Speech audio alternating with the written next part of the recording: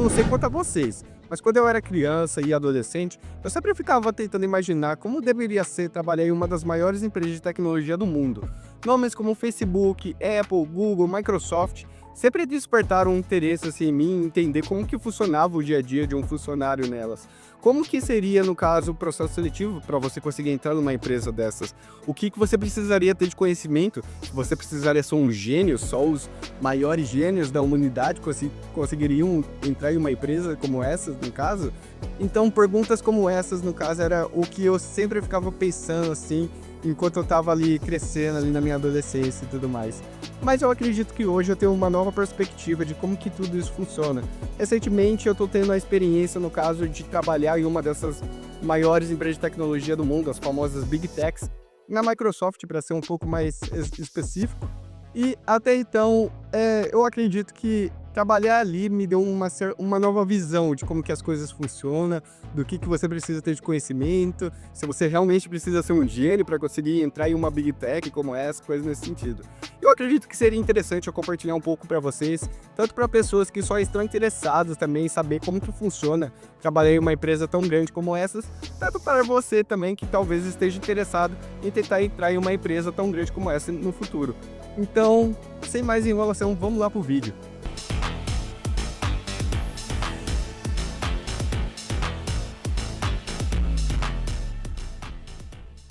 Olá pessoal, meu nome é William Douglas, sou desenvolvedor de software da Microsoft, trabalho nessa área há mais ou menos 5 anos e como eu disse lá no começo do vídeo, a pergunta de como que funciona uma Big Tech, qual que é a experiência de alguém que trabalha ali em uma Big Tech, sempre rondou a minha cabeça no caso.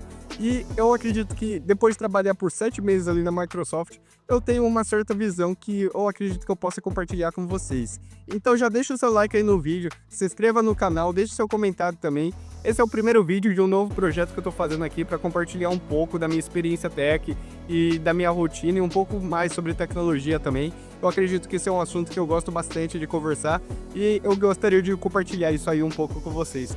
Então, sem mais enrolação, vamos lá pro vídeo. Bom, para começar a falar um pouco da minha experiência que eu estou tendo aqui na Microsoft, eu acho que não é nada mais justo do que eu começar ali desde o início, de como eu consegui, no caso, a minha vaga aqui para estar trabalhando nessa empresa. Bom, eu não vou ser muito específico para falar detalhe por detalhe de como que eu fiz ali o processo seletivo, de como que isso funcionou, senão esse vídeo vai ficar muito grande.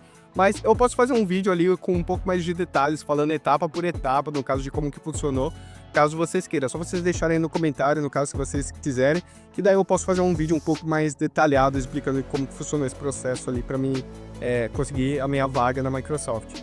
Mas, dando um resumo, no caso, eu recebi um contato ali do LinkedIn de uma recrutadora, ela oferecendo, no caso, a vaga pra mim.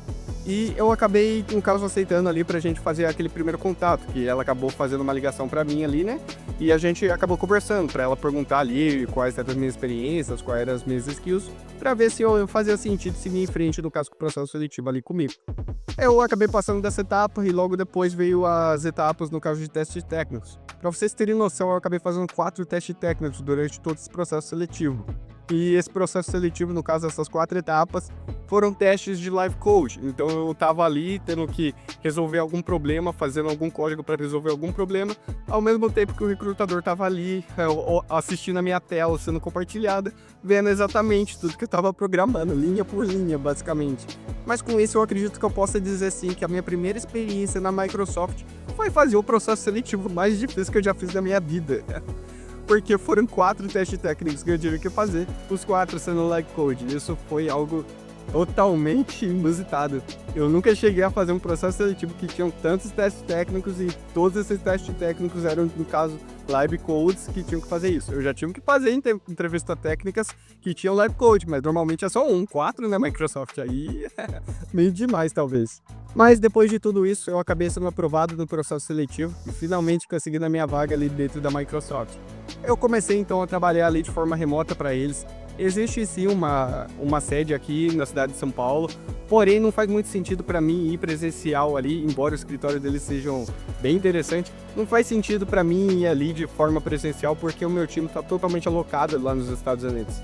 Então eles estão na sede que fica lá em Redmond e eu tenho que trabalhar ali no time zone deles e de forma remota, porque mesmo que eu vá presencial aqui, eu não vou encontrar ninguém do meu time. Então para mim faz muito mais sentido eu ficar de forma remota aqui na minha casa. Para vocês terem noção, eu fui apenas uma vez até hoje no escritório e foi para pegar meu notebook. Bom, eu posso dizer que a experiência que eu tô tendo até hoje, no caso de trabalhando de forma remota para a Microsoft, tá sendo um pouco desafiadora, talvez. Eu acredito que essa seria a palavra certa. Pelo fato que eu tô trabalhando com muitas ferramentas que eu nunca tive contato antes, em nenhuma outra empresa e nem mesmo para uso assim pessoais eu acabei utilizando antes. Então eu tive, por exemplo, meu primeiro contato com automação aqui na Microsoft, utilizando o Power Automate. Outra ferramenta que eu acabei utilizando da Microsoft, por exemplo, foi o SharePoint, que foi outra ferramenta que eu nunca tinha tido contato antes. Então, ter contato agora com essas ferramentas, no caso, já no ambiente de trabalho, não tendo, assim, um contato prévio, assim, seja na faculdade ou em estudos, assim, pessoais mesmo, isso está sendo um pouco desafiador. E também tem a questão que eu estou trabalhando remoto, então, às vezes, a comunicação pode ser um pouco mais difícil do que estando ali no presencial. Mas, claro, nada que seja, assim, impossível de se lidar, né? É só, por exemplo, se eu tiver uma dúvida, eu fazer uma call ali, por exemplo, com alguém, que pronto, tá resolvendo minha dúvida e tudo mais. Mas ainda assim, eu acredito que tenha uma certa dose de desafio por estar utilizando algumas ferramentas da Microsoft que eu nunca tinha utilizado antes. Falando de ferramenta, isso é uma outra coisa que talvez seja algo bem interessante de se considerar também. Que pelo fato que eu estou trabalhando na Microsoft numa Big Tech tão grande como essa, por exemplo, todas as ferramentas que eu tenho que utilizar são ferramentas da Microsoft. Eu acho que isso é até um pouco óbvio, talvez, de dizer, mas eu acho que é algo bom de eu apontar aqui, que tudo que você vai fazer ou toda ferramenta que você vai utilizar precisa ser ferramentas da Microsoft. Então, isso pode ser muito bom, por um lado, pelo fato que, tipo, a Microsoft é uma empresa muito grande, você vai ter acesso a muitas ferramentas que você pode utilizar, e isso pode ser algo muito bom para você, porque você vai ter ali todos os licenciamentos mais avançados possíveis, recursos que talvez nem estejam disponíveis ali para o público. Então, esse ponto talvez seja interessante, mas tem o lance também que você está limitado, de certa forma, a só ferramentas da Microsoft. Você não consegue muito, por exemplo, utilizar outra ferramenta. Então, por exemplo, eu preciso fazer uma automação. Você vai utilizar Power Automate. Eu preciso mandar um e-mail, talvez. Você vai usar o Outlook. Então, essa questão de você ficar preso a essas ferramentas da Microsoft, às vezes pode ser um pouco limitante, dependendo do que você está fazendo ali. Às vezes, uma outra ferramenta, no caso de uma outra empresa, talvez seria mais adequado para a solução do que você está trabalhando. Então isso é uma coisa que já aconteceu comigo, por exemplo, eu precisar fazer alguma coisa e eu já estou acostumado, no caso, a utilizar uma outra ferramenta para poder fazer isso. E na hora ali eu perceber, não posso usar, eu tenho que ver o que a Microsoft tem para mim poder utilizar a ferramenta deles. Então essa foi uma outra experiência que já aconteceu comigo que eu acredito que seja interessante assim compartilhar com vocês também. Mas uma coisa que realmente me chamou a atenção na Microsoft, que isso é totalmente diferente de qualquer empresa que eu já tenha trabalhado até hoje, é a quantidade de reuniões que eu faço nessa empresa. Vocês não têm noção.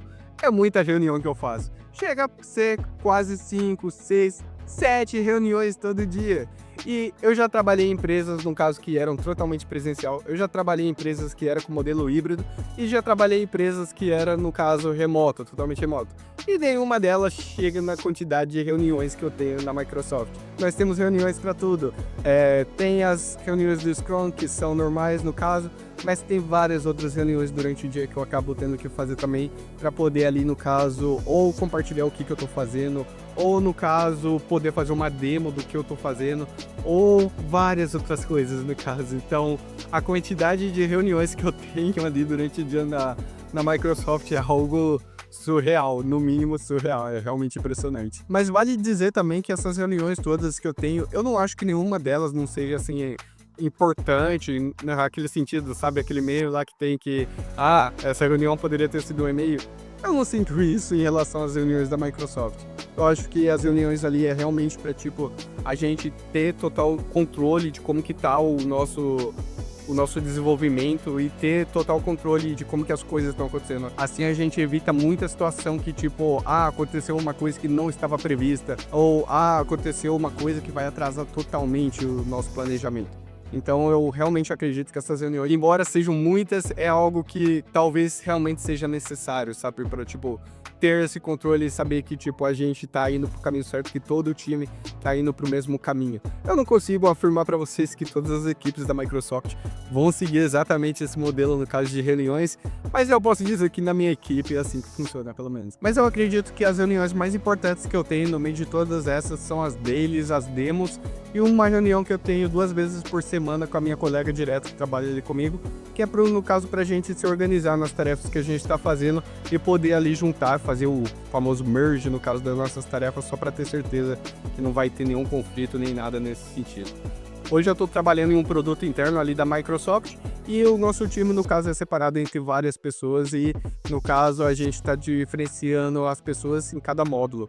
E eu e ela estamos ali direcionados nesse módulo específico ali da nossa aplicação, que a gente acaba tendo que fazer essas reuniões ali para a gente poder nos organizar e garantir que tudo vai sair conforme planejado.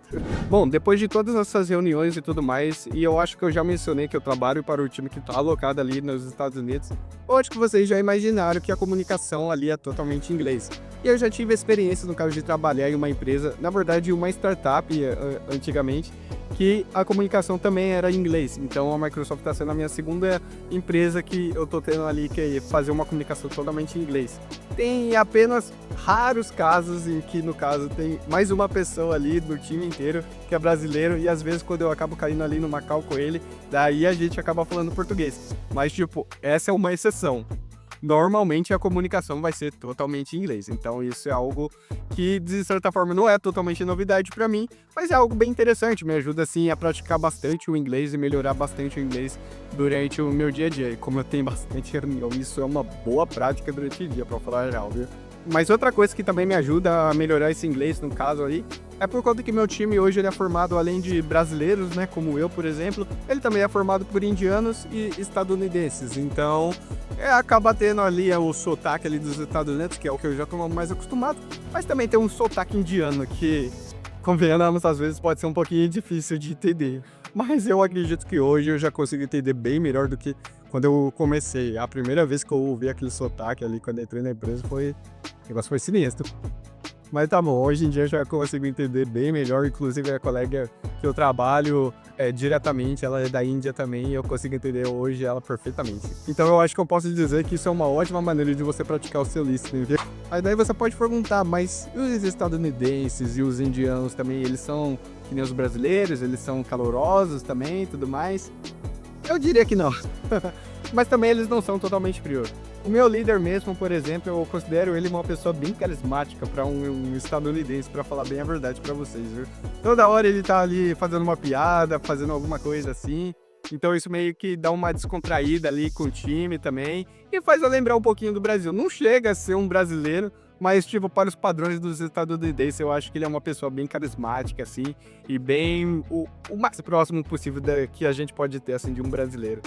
Então, mesmo que tenha essa diferença cultural e que os estadunidenses e os indianos possam ser um pouco mais sérios, assim, de modo geral, do que os brasileiros, isso não vai tornar o ambiente muito difícil de vocês trabalhar, um ambiente pesado, que é tudo sério, coisa nesse sentido. Porque, como eu mencionei, o meu líder mesmo, ele consegue ser um pouco mais carismático, e também tem os outros que, às vezes, sim, eles conseguem ali soltar uma piada também, embora seja bem mais árido que um brasileiro, por exemplo. Mas dá pra ter sim essa convivência, essa comunicação.